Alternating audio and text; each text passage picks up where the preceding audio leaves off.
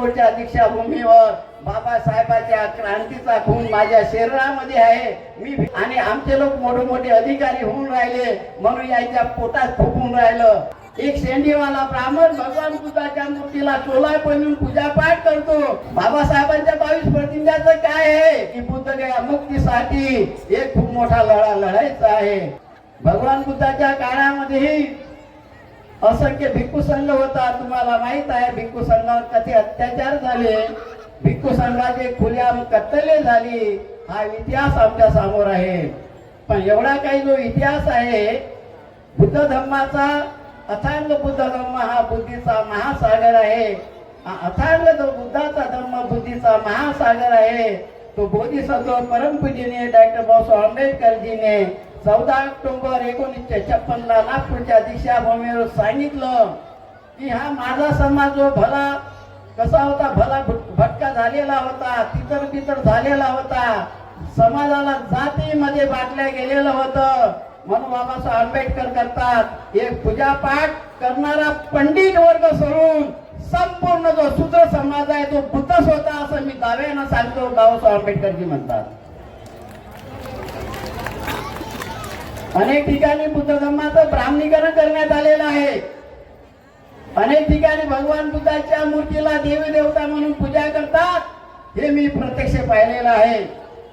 भदंत आर्य नागार्जुन सुरेश ससाईजीने ज्यावेळेस शिरपूरचं खोदकाम केलं त्या ठिकाणी अजून पण तुम्ही प्रत्यक्ष जाऊन पहा.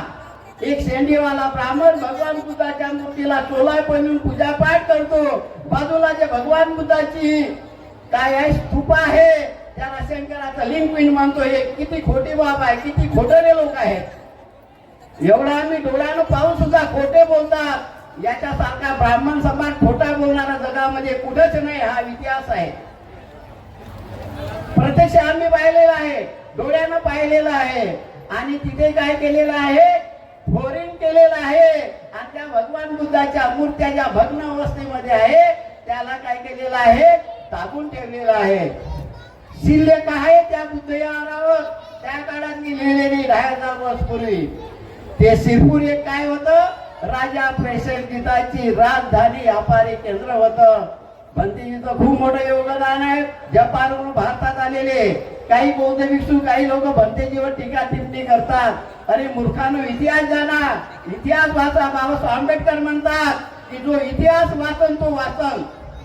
इतिहास जर वाचला नाही तर टीका टिप्पणी करण्याला काही अधिकार नाही आहे. भंतेजीने सुद्धा बुद्धगयाचे आंदोलन छेडले. आम्ही सुद्धा त्या आंदोलनामध्ये होतो.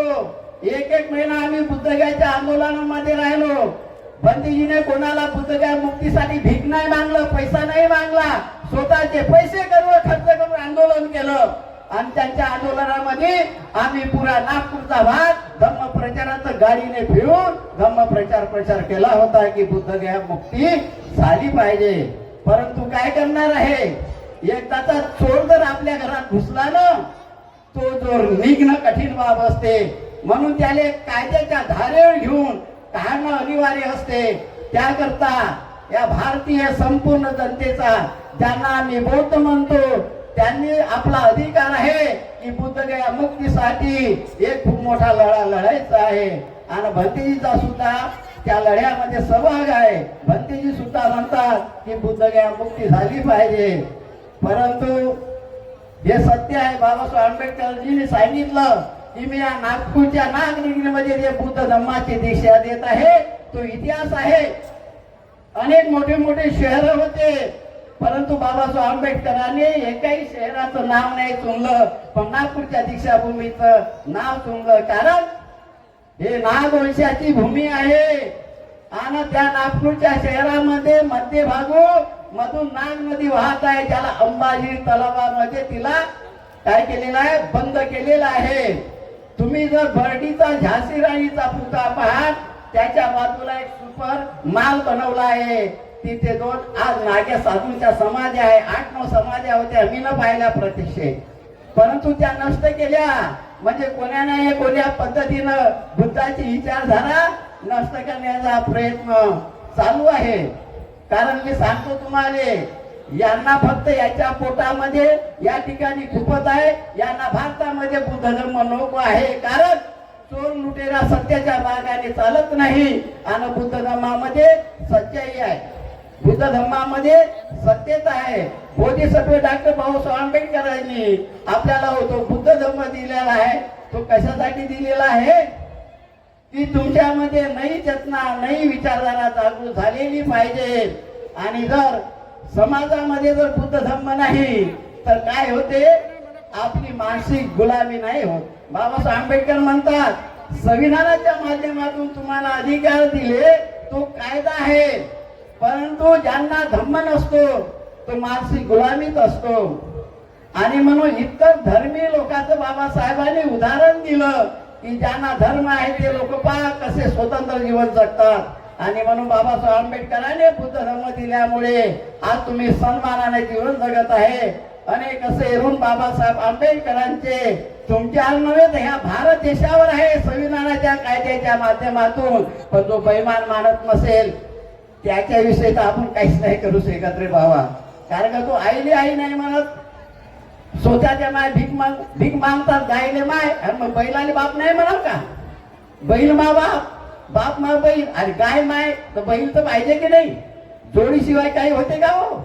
आणि म्हणून हे बोल वचन हे लक्षात नाही ठेवायचे तुम्ही.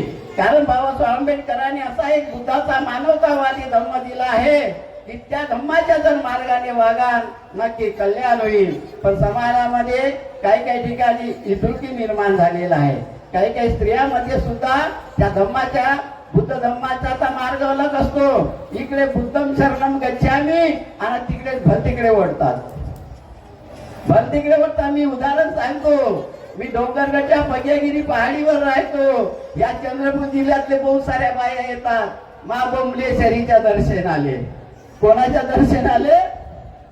मग बाबासाहेबांच्या 22 प्रतिज्ञाचं काय आहे? बाबासाहेबांच्या 22 प्रतिज्ञाचं काय आहे? बाबासाहेबांनी 22 प्रतिज्ञा आपल्या खुनाच्या माध्यमातून लिहून तुमच्या पर्यंत आणलेले आहे. पण तुम्ही काय करता इकडे? देव न ठेव घरामध्ये. अरे बाबासाहेबांच्या जर विचारानं तुमच्या मुला मुलीला जर घडवाल ना, मोठे मोठे अधिकारी बनल. तुम्ही पाहता मोबाईल मध्ये काय चित्र समोर येते. अरे मोठे मोठे आपले अधिकारी होतात, त्याचा छेड करतो, ते आत्महत्या करतील, ते मजबूर होतात. तुम्ही सांगितलं सर आमचे गवई साहेब मोठे ज्येष्ठी साहेब काय करून राहिलेले आहे ते मनोवादी लोक, तरी त्याचे तलवे चाटता तुम्ही. अशा लोकांनी चुन्नीभर पाण्यात डुबून मेलं पाहिजे. कारण आम्ही बाबासाहेबांचे विचारून झालेले क्रांतिकारी बौद्ध भिक्षू आहोत. भगवान बुद्धाचा इतिहास आमच्या समोर आहे, पण आम्ही तथागत सम्यक संबुद्धाला नाही पाहिलं. पण त्यांच्या वाणीतून, त्यांच्या प्रतिबिंबातून आम्हाला माहित होते की तथागत सम्यक संबुद्ध कसे होते. आणि म्हणून बोधिसत्व डॉक्टर बाबासाहेब आंबेडकर म्हणतात, अरे तुम्ही नागवंशी लोक आहे.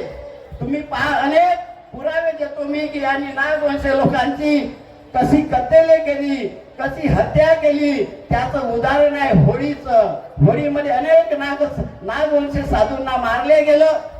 त्याच्यामधून अगस्त नावाचा ऋषी नागे साधू होता, त्याने आपला नागे भाषा वाचवला. त्याची वंशज तुम्ही आहात. म्हणून मी तुम्हाला सांगतो की नागपूरच्या दीक्षाभूमीवर मी बौद्ध धर्माची दीक्षा देत आहे.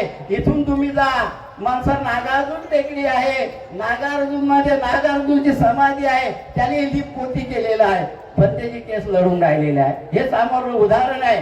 तिथे सुमाई आम्ही आंदोलन केलं, आमच्यावर लाठीचार्ज झाला, आमच्यावर पोलीस केसेस दर्ज झाल्या होत्या, पण आम्ही हारलो नाही. आम्ही ते लढाई लढली आहे. भंतेजी समोर हे उदाहरण आहे. आणि जेव्हा केव्हा भंतेजी आम्हाला म्हणेल की बुद्ध गयासाठी आम्ही जीव पण प्राण पण देण्याला तयार आहोत, एवढी आमची तयारी आहे. बुद्ध गया मग हे आमचं अस्तित्व आहे. बुद्ध गया म्हटलं म्हणजे ईश्वराची धरोहर आहे आणि आम्ही त्यांच्यासाठी प्राणपणाला लावू शकतो.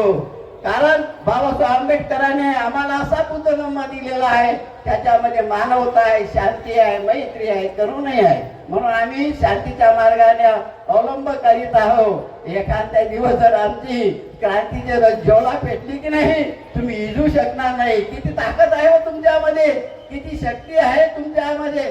सर्व काही खोटच खोटं, सर्व काही खोटच खोटं. अरे तर खरं बोला ना. जीवन जगण्यासाठी फक्त तुम्हाला किती दिवस मिळतात? 12.5 किंवा 13 वर्ष मिळतात. तरी सांगत येऊन नाही जगू शकत तुम्ही. आणि म्हणून बाबासाहेब आंबेडकर म्हणतो की दीक्षाभूमीवर आज माझा पुनर्जन्म झालाय असं मला वाटतो. कारण त्या नरक याज्ञेतून बाबासाहेब आंबेडकरांनी तुम्हाला मुक्त केलं आणि पुन्हा त्या नरक याज्ञेमध्ये समाज नाही गेला पाहिजे. ज्या बोधिसत्व डॉक्टर बाबासाहेब आंबेडकरांचे यांनीच छेड केला किती, आणि हेच आता तलवे चाटायला लागून राहिले. हेच त्या कुंभातच होय, खून कधी बदलत नाही. खून लालच राहत होतो, काळानं पांढरानं पिवळा काही होत नाही, आहे की नाही. आणि म्हणून या समाजामध्ये एवढी काही प्रगती होऊन राहिलेली आहे आपल्या लोकांमध्ये, आणि आमचे लोक मोठे मोठे अधिकारी होऊन राहिले म्हणून याच्या पोटात फुकून राहिलं. मग जिकडे तिकडे निजीकरण, जिकडे तिकडे निजीकरण. आणि म्हणून बाबासाहेब आंबेडकरांनी जो धम्माचा आम्हाला अनमोल असा मार्ग दिलेला आहे, म्हणून आजची धार्मिक जे गुलामगिरी होती मुक्त झालेली आहे, आणि धम्माच्या माध्यमातून आम्हाला स्वतंत्र जगण्याचा अधिकार मिळाला आहे. बाबासाहेबांच्या माध्यमातून विचारधारातून मी भिक्खू झालेला हो. म्हणून या चंद्रपूरच्या दीक्षाभूमीवर बाबासाहेबांच्या क्रांतीचा खून माझ्या शरीरामध्ये आहे. मी भिक्खू झालो म्हणून तुमच्या समोर दोन शब्द बोलण्याचा मला अधिकार मिळाला. हे माझं एक मी पुण्य कर्म समजतो. जास्त वेळ न घेता इथेच सांगतो. नमो बुद्धाय, नमो धम्माय. जय भीम, जय भारत, जय संविधान, जय भीम.